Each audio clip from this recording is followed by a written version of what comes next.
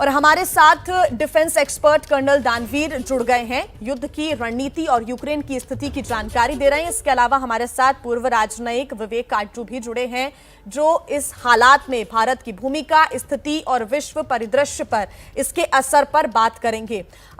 विवेक जी, सबसे पहला मेरा सवाल आपसे यही है कि इस पूरे परिदृश्य को आप कैसे देखते हैं, आपका क्या ओपिनियन है? इस वक्त तो सबसे बड़ा प्रश्न जो है वो ये कि युद्ध कब समाप्त हो। जी। पुतिन ने कहा है कि युद्ध का उद्देश्य है कि यूक्रेन की सैन्य शक्ति को पूर्ण रूप से समाप्त करना, और उसके साथ उन्होंने एक शब्द का प्रयोग किया, डीनाजीफाई करना।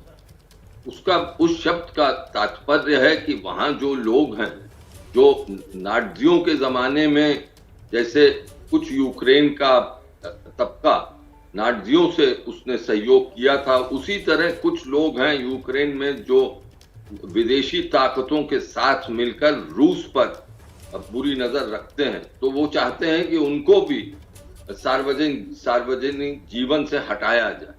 अब इस वक्त साफ है कि क्योंकि कोई और सेना वहां पर आएगी नहीं, तो जब तक पुतिन इन उद्देश्यों को पूर्ण नहीं कर लेंगे तब तक वो जारी रखेंगे। और आप जो दृश्य दिखा रही हैं वो बहुत ही भयानक है, लेकिन ये युद्ध में होता है।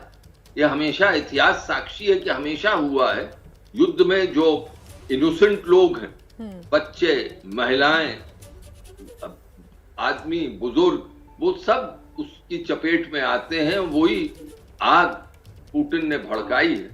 लेकिन अब जो सबसे महत्वपूर्ण बात है वो ये कि नेटो की ताकतें और रूस इस पर मिलकर बातचीत करें। जैसे हमारे प्रधानमंत्री ने भी कहा है, कल जब बातचीत उनकी पुतिन से हुई तो उसमें फिर उन्होंने उसको दोहराया। लेकिन आज के दिन मुझे ये बातचीत शुरू होने का कोई आसार नहीं दिखता।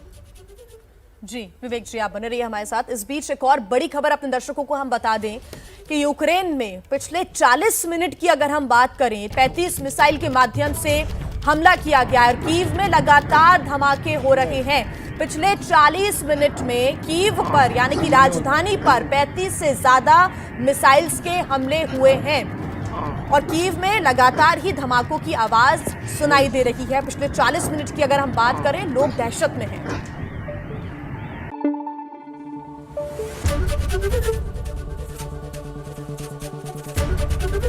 एबीपी न्यूज आपको रखे आगे।